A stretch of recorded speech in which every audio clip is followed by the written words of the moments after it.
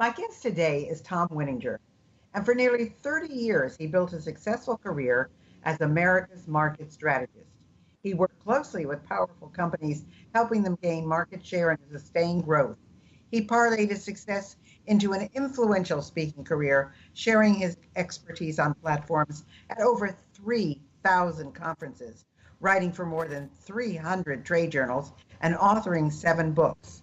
His career skyrocketed, and by the time he was 53 years old, he had achieved a remarkable level of professional success and even completed his personal bucket list.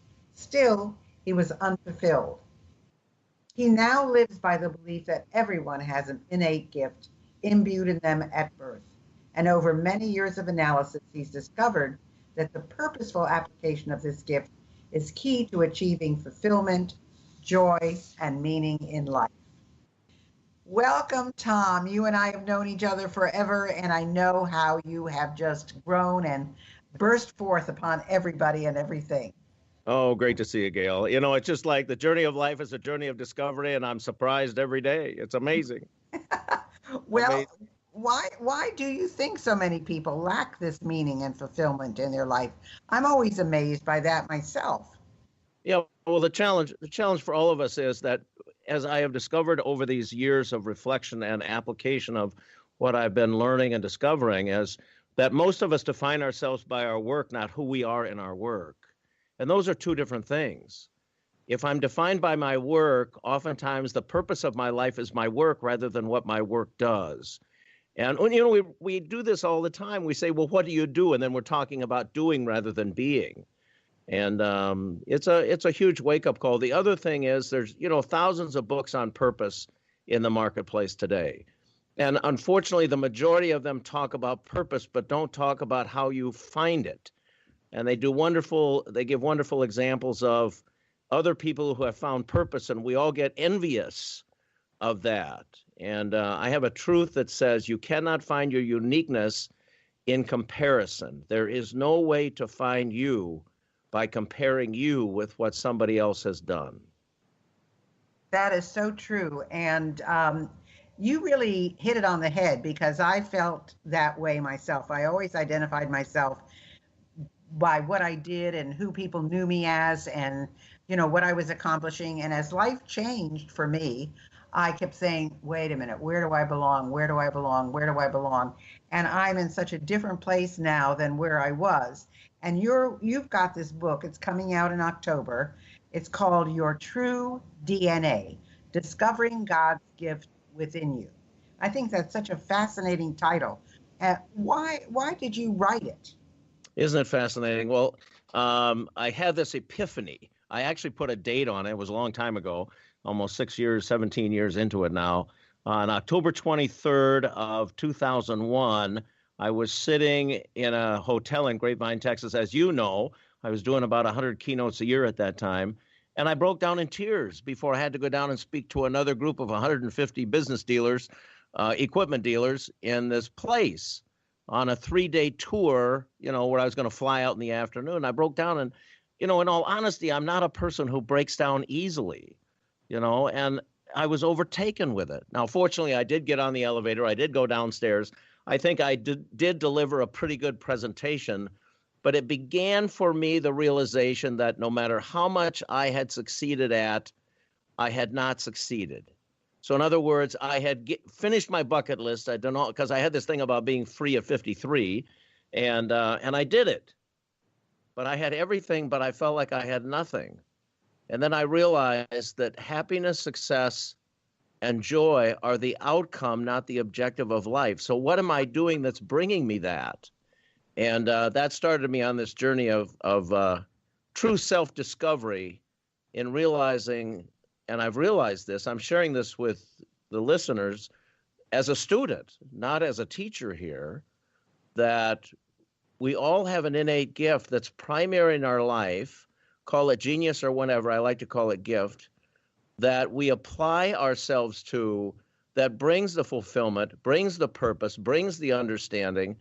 And if we can't get to gift, how do we get to purpose? So that's why the book came about. The book was actually a journey of journaling. And 2 years ago, I ran into an old friend of mine who was starting a proofing editing business. She had been with a client that I had served for a couple of years. And she said, do you have anything I need to proof? And I said, well, as a matter of fact, I've been doing a little writing. I'll send it to you. And so I sent it to her, and she said, there's a book in this. I said, no, there's not a book in this. There's a journey in this. She said, no, there's a book in this. So I said, well, you show me where the book is at. I'll keep writing. And so over 18 months, she put together 6 readers, and I started sending her chapter segments. And so here we are with a book. Amazing. Yeah, it is amazing. I wasn't going to write another book, Gail. I wasn't going to write another book. Well, how does someone identify their call or their purpose for life? Because, like you said, you thought it was one thing, and then you got to that point and you said, that's not what it is. Well, and this is the way I define it, because I believe the secret to the formula is establishing gift, not gifts. I came to the realization that each one of us has a primary gift and talents that serve the gift. So, for example, a gift is something you cannot explain. It's like genius. You can apply it. You're surprised when people identify it. You can apply it in about every part of your life, so you don't departmentalize gift. Your energy comes from applying it, and you cannot determine its application. So in other words, gift in the G of gift is the G of giving. And so as you give the gift to opportunities that come your way, you begin to get energy. You begin to realize that there's something bigger going on here than you. I'll give you one. This is basically mine. And then I'll give you a misnomer. So you got to imagine, I worked for some 30,000 speaking engagements over my career. And I didn't know what I was doing. I thought I was being a professional speaker, engaging people in something exciting, so I got a standing ovation. I discovered in reflection what I was really doing was unpacking truth that they could take into their daily life and find their own purpose, whether it was Harley or Trek Bicycle or, Super Value. They were all independent business people brought together. My innate ability, which I didn't understand, is to be able to simply look at something and unpack it to the obvious. I didn't know that. And I still don't understand how I do it. But when I do it, I get energy. I can do it with my kids. I can do it with my friends. I can do it at a meeting. I can do it in speaking, and I can do it in truth. And when I began doing that and realizing what it was, all of a sudden I found fulfillment. That this wasn't just me jumping up and down on the stage, hopefully having a good engaging style. This was me unpacking something that somebody found easier to deal with because of what I was able to do. So, for example, John Deere comes to me and says, what are we really doing? We're making tractors. I said, no, you're not making tractors. I unpacked it that you're making the farmer's life easier. If you're not making the farmer's life easier, which is your primary purpose as John Deere, and they said, you know what? That was John Deere's purpose. 150 some years ago, John Deere made a plow that dirt would not stick to. And his customers said, John, thank you for making our life easier. Totally different than making tractors, Yeah, and isn't it amazing that it got lost in the translation of all those years? Yeah. Seriously. Yeah, my heavens. It's like when they tell you in writing copy, what's the benefit of the benefit? They keep drilling it down, Right, exactly. And then I found out I could do that with anything. And then I went back to school for philosophy, and I got a master's degree in philosophy, which opened my eyes to the reality that there is truth we cannot change.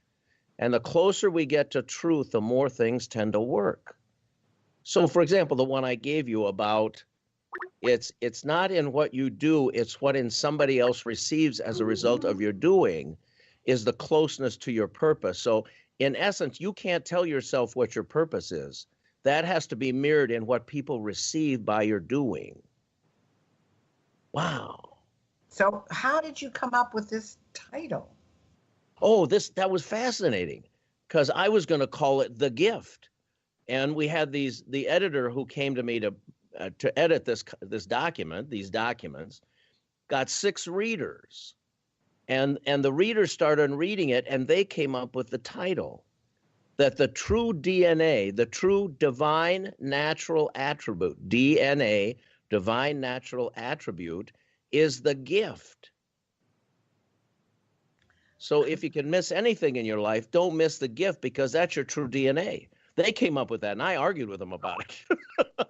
How stupid am I, you know? I And didn't even know they had readers. That's amazing. I mean, I knew their editors and I knew their proofreaders, but I didn't yeah. realize they had readers for potential books. Well, this is fascinating. This is what she does. And you know, I remember back when I first met Ken Blanchard, and this was years ago. I mean, I don't want to tell you how old I am, but this was years ago. And he said that when he wrote The 1 Minute Manager, it was a parenting book, and he had readers who read the chapters as he wrote them. And they were the ones who told him it was a management book, not a parenting book. Wow.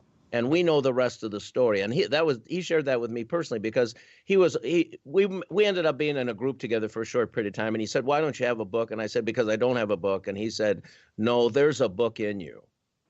And so we got a little time to talk. And isn't that fascinating? Readers. Yeah, amazing. Yeah. So how do you figure out your gift and your purpose? I mean, is that going to be in your book, how we look at ourselves and Yes. how we determine that? Yes. The first thing to do is look at the characteristics of gift.